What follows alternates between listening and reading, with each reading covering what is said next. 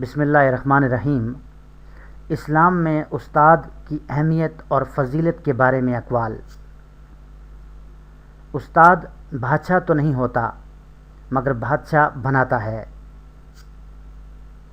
مہذب، توانا، پرامن اور باشعور معاشرے کا قیام استاد ہی کے مرہون منت ہے۔ اسلام میں استاد کو روحانی والد کا درجہ دیا گیا ہے۔ اللہ کے رسول صلی اللہ علیہ وسلم نے فرمایا، مجھے معلم بنا کر بھیجا گیا ہے۔ پڑھ اور تیرا رب بڑا کریم ہے، جس نے قلم سے سکھایا اور آدمی کو وہ سکھایا جو وہ نہیں جانتا تھا۔ القرآن۔ اللہ کریم نے انسانیت کی رہنمائی اور تعلیم کے لیے کم و بیش 1,24,000 انبیاء کرام کو معلم و مربی بنا کر بھیجا۔ رسول اللہ صلی اللہ علیہ وسلم نے ارشاد فرمایا، تم میں سے بہتر شخص ہے وہ جو قرآن سیکھے اور سکھائے۔ رسول اللہ صلی اللہ علیہ وسلم نے استاد کی محبوبیت کو ان الفاظ میں بیان فرمایا کہ لوگوں کو بلائی سکھانے والے پر اللہ کے فرشتے، آسمان اور زمینوں کی تمام مخلوقات، یہاں تک کہ چونٹیاں اپنے بلوں میں اور مچھلیاں پانی میں رحمت بھیجتی اور دعائیں کرتی ہیں۔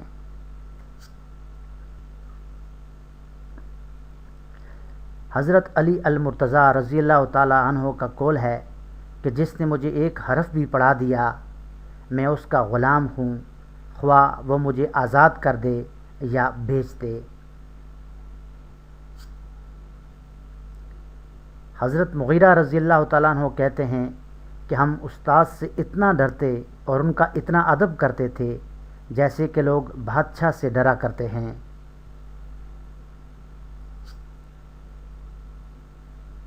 امام ابو یوسف رحمۃ اللہ علیہ کہتے ہیں کہ میں نے بزرگوں سے سنا ہے کہ جو استاد کی قدر نہیں کرتا وہ کامیاب نہیں ہوتا۔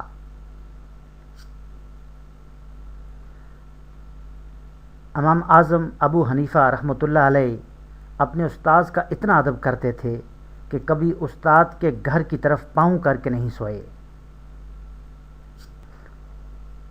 استاد ہونا ایک بہت بڑی نعمت اور عظیم سعادت ہے۔ معلم کو اللہ اور اس کے مخلوقات کی محبوبیت نصیب ہوتی ہے۔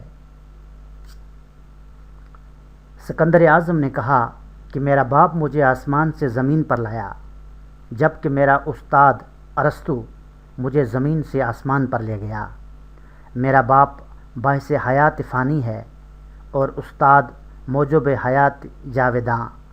میرا باپ میرے جسم کی پرورش کرتا ہے اور میرا استاد میری روح کی۔ اسی لیے تو کہتے ہیں کہ با ادب با نصیب، بے ادب بے نصیب۔ اللہ تعالی ہم سب کو ان تمام باتوں پر عمل کرنے کی توفیق عطا کرے، آمین۔ مزید ویڈیوز کے لیے ہمارے چینل کو ضرور سبسکرائب کریں اور گھنٹی پر کلک کرنا ہرگز نہ بھولیں تاکہ ہماری ہر نئی آنے والی ویڈیو کا نوٹیفیکیشن آپ کو مل سکے۔ ویڈیو دیکھنے کا بہت شکریہ۔